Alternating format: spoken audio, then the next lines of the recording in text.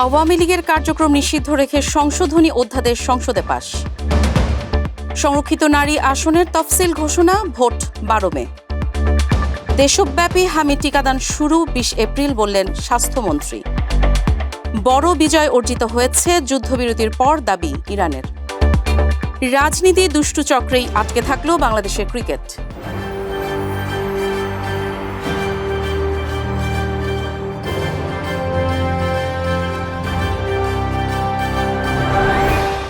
দর্শক, আমন্ত্রণ জানাচ্ছি নাগরিক প্রতিদিন নিউজরুম ইনসাইড থেকে। সঙ্গে আছি কাজী ঈশা জাহান দৃষ্টি।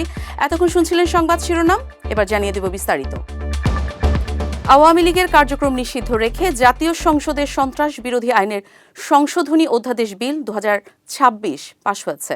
বুধবার জাতীয় সংসদে বিলটি পাশ হয়। এর ফলে এখন থেকে কোনো ব্যক্তি বা সত্তা, অর্থাৎ রাজনৈতিক দল বা সংগঠনকেও সন্ত্রাসে জড়িত অভিযোগে নিষিদ্ধ করতে পারবে সরকার। এমনকি অনলাইন ও সামাজিক যোগাযোগ মাধ্যমেও তাদের কোনো কার্যক্রম প্রচার করা যাবে না। কোনো নিষিদ্ধ সংগঠন বা দলকে অর্থ, আশ্রয় বা সহায়তা করলে কঠোর শাস্তির বিধান বাড়ানো হয়েছে। ত্রয়োদশ জাতীয় সংসদের সংরক্ষিত নারী আসনের 50টি আসনের ভোট গ্রহণ অনুষ্ঠিত হবে আগামী 12 মে। এই ভোটে মনোনয়নপত্র দাখিলের শেষ তারিখ 21 এপ্রিল। বুধবার নির্বাচন ভবনে সংরক্ষিত নারী আসনের তফসিল ঘোষণা করেছেন ইসির সিনিয়র সচিব আক্তার আহমেদ। তফসিল অনুযায়ী 22 ও 23 এপ্রিল রিটার্নিং কর্মকর্তা মনোনয়নপত্র যাচাই বাছাই করবেন। আপিল আবেদন করা যাবে 26 এপ্রিল। আপিল নিষ্পত্তি হবে 27 ও 28 এপ্রিল। এছাড়া প্রার্থিতা প্রত্যাহারের শেষ তারিখ 29 এপ্রিল এবং প্রতীক বরাদ্দ হবে 30 এপ্রিল।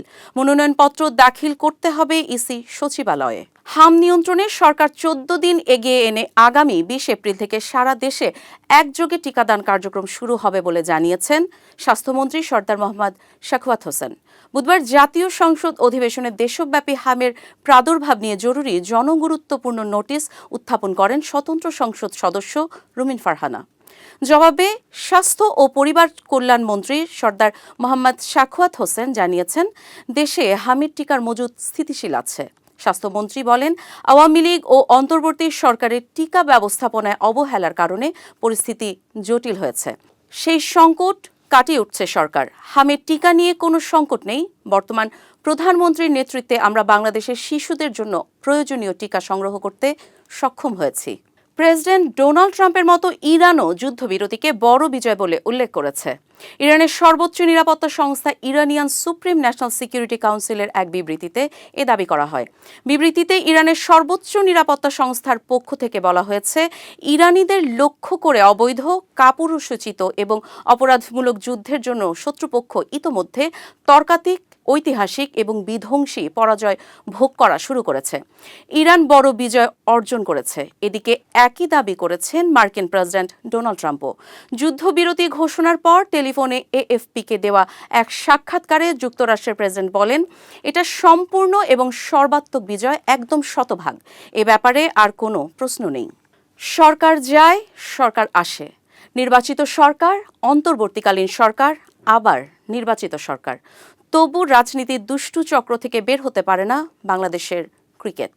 এর সর্বশেষ দৃষ্টান্ত গতকাল জাতীয় ক্রীড়া পরিষদ কর্তৃক বাংলাদেশ ক্রিকেট বোর্ডের নির্বাচিত পরিচালনা পর্ষদ ভেঙে দেওয়া এবং বিএনপির মন্ত্রী ও সংসদ সদস্যদের পরিবারের সদস্যদের রেখে 11 সদস্যের অ্যাডহক কমিটি গঠন করা।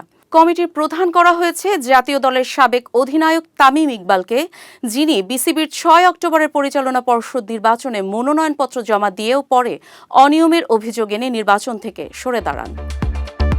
দর্শক, এই ছিল নাগরিক প্রতিদিন নিউজরুম ইনসাইড থেকে সর্বশেষ। পরবর্তী সংবাদ দেখার আমন্ত্রণ জানিয়ে বিদায় নিচ্ছি। সে পর্যন্ত ভালো থাকুন, সুস্থ থাকুন।